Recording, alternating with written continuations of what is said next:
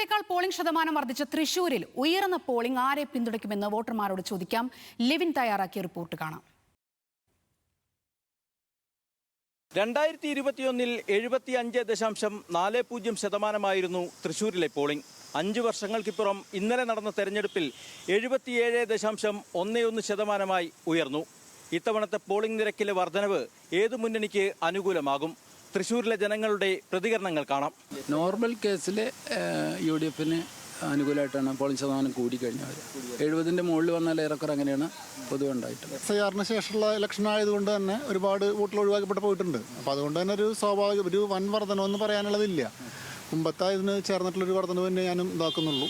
മാറ്റം ആഗ്രഹിക്കണോണ്ടാവും എല്ലാവരും പോളിംഗ് ചെയ്യാൻ വന്നത്, വോട്ട് ചെയ്യാൻ വന്നത്. മാറ്റം ആഗ്രഹിക്കാന്ന് പറഞ്ഞാൽ BJP വരികയെന്നാണ്. എന്തായാലും കഴിഞ്ഞ പ്രാവശ്യത്തെ പാർട്ടി ആവില്ല എന്ന് വിചാരിക്കുന്നു. UDFനായിരിക്കും. BJP 1-2 സീറ്റ് പിടിക്കും ജില്ലയിൽ. LDF പരാജയപ്പെടും. കാരണം സർക്കാരിനെതിരായ ജനവികാരം LDFന് തുണയ്ക്കില്ല. NDAക്ക് പിന്തുണ കൂട്ടാനുള്ള സാധ്യതയുണ്ട്.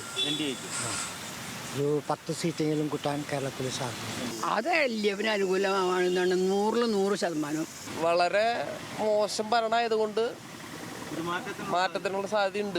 LDFനെ ജയിക്കാൻ ചാൻസ് കൂടുതൽ.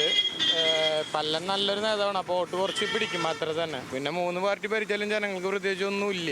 സംസ്ഥാനത്താകമാനം ഉയർന്ന പോളിംഗ് നിരക്കുണ്ടായത് മാറ്റത്തിന്റെ സൂചനയാണെന്നാണ് ബഹുഭൂരിപക്ഷം വോട്ടർമാരും അഭിപ്രായപ്പെടുന്നത്.